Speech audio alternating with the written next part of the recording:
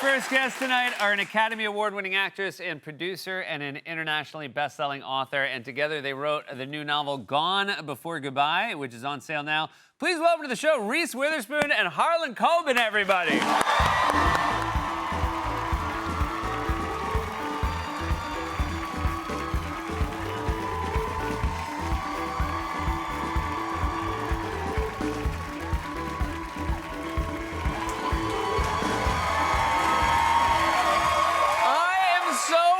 Happy to have you both here. Reese, you've been here before. First time, Harlan. Welcome to the show. Thank you, Seth. Nice to be Very here. exciting, and congratulations on this collaboration. You've obviously been on multiple book tours over your career, but this is your first collaboration. It's with Reese Witherspoon. Have you found a different audience?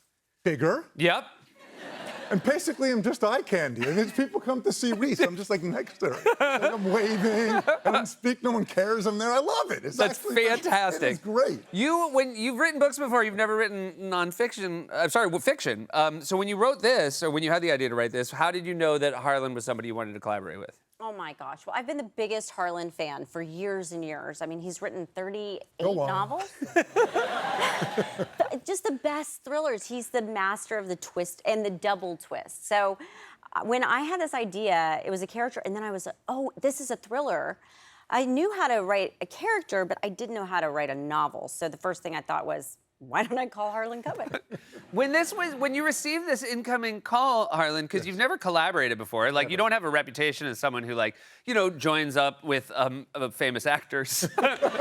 So how did it happen that you first got word that Reese wanted to do this? Well, I love that she tells that part of the story, because my opening story is saying, so one day Reese Witherspoon called me and I wanted to collaborate. So I was a little wary, you know, I don't do that. And then she came to my apartment and we talked and she told me the idea. I'm like, oh, damn, that's good. We can do something with that. We grabbed out a yellow legal pad, started for like 3 hours back and forth. Is that how, I mean, that is like it would happen in a movie. Is it really, do you start writing that quickly, the first meeting? I didn't know what he was doing. Right. And then I turned to him, because we talked for 2 hours, and we talked at the end, he goes, okay. And I go, are you doing it? Like, are we doing this? Like, are we making this stuff? Be honest, while he was writing, did you have a moment where you're like, oh my God, he's gonna steal my idea? No, because before I started, I go, just beware, I already copyrighted the idea. Oh, that's great. Yeah, that's not your first time. I copyrighted the idea, so. But yeah, I didn't trust him. Yeah, no, sure. What is it? So this, again, first collaboration, but in a normal book, what is your process? I mean, obviously you're very prolific. Like, are you one of those writers who's like, I start at the same time every day? No, I'm one of those, I'm totally inconsistent. Anything that makes me write good. And one time I even, like in the back of an Uber, the first time I took an Uber, yeah, I felt guilty, you know, spending the money, coming in. So I started to write in the back of an Uber. I wrote really well. So for 3 weeks, I took Ubers everywhere I went. Really? All day long until I finished the book. So whatever works. Unbelievable. After you asked, has Harlan been like, we should do a movie together? Has he tried to, like, collaborate the other way, where he's like, we should act together in a movie? Well, there is a character in the novel that, okay, so the main character is as a doctor, and she's lost in this international world of crime and corruption, and she's really lost. But then this character comes in who's this 6'5" guy from New Jersey. And then I was like, wait, are you writing yourself into the novel? So it's a trauma surgeon and a character inspired by your parents. Yeah, my parents were in the military. My dad was a doctor, my mom was a nurse. So they would always come home when I was little, and they would tell us about these gnarly surgeries they were doing in hospitals. So as a kid, were you excited about stories like that? No. Okay, yeah. I was horrified, but somehow I managed to turn that trauma into a book. Yeah, great. And I thought, oh, wouldn't it be cool if somebody was trained as a military surgeon, because you have to be able to do any kind of surgery in a war field or in these military hospitals. But then I started reading all about private doctors, American doctors that go to foreign countries to do illegal surgeries. And that became the basis of the novel. Did you have to also research this world? Is that something you do when you take on a new profession like that? I'm usually from the hum a few bars and fake it school of research. I pretend I sort of know what I'm doing. Gotcha. But Reese kind of held my feet to the fire. I'd get like texts from her 3 in the morning with some article she had just read on the subject. I'm like, is she not sleeping well? Is she in Europe?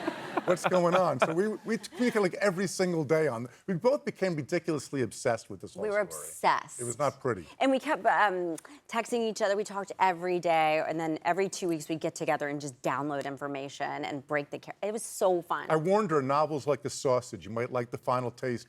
You don't want to see how it was made. Gotcha. You know what I mean? But it So- sounds like you did enjoy the process of seeing how it was made. I did, but then I learned the darkness that lives in his mind. Yeah. And he'd be like, I really like this guy. I was like, oh, I love this character. He's like, let's kill him. No.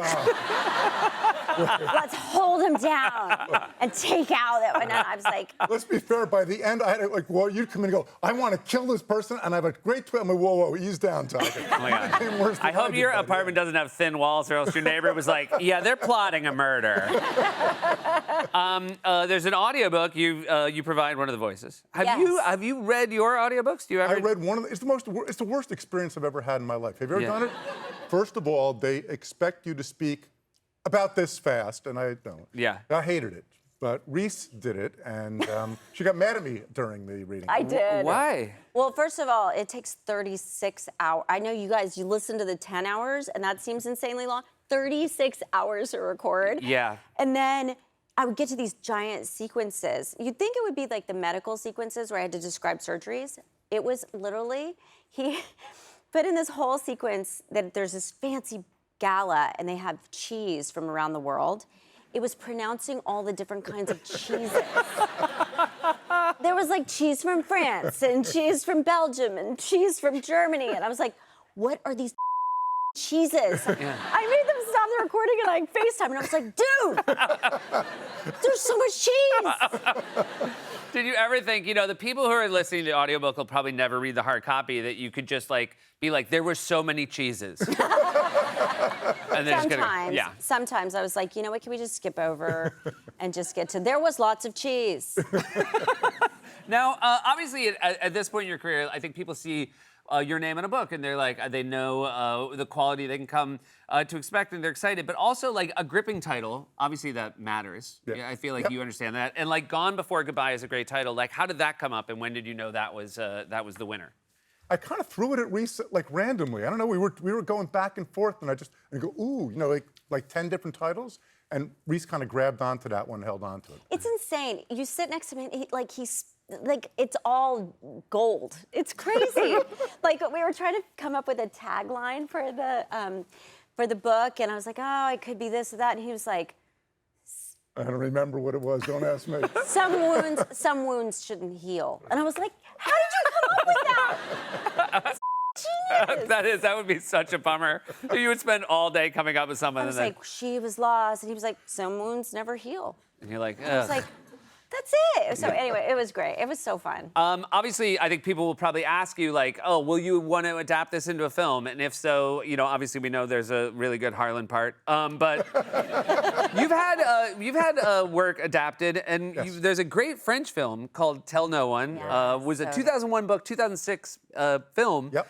And I remember when it came out, I was like, wait, this is Harlan Coben, this sort of American thriller writer. Like, how did it end up that, there's this French film? Yeah. Like, was it equally strange to you that it came to pass? I'm the Jerry Lewis of crime fiction. I'm big in France. Yeah. I keep wanting to be bigger in Germany and be the David Hasselhoff of crime fiction, but it hasn't happened yet. And this crazy French director, Guillaume Canet, kept calling me.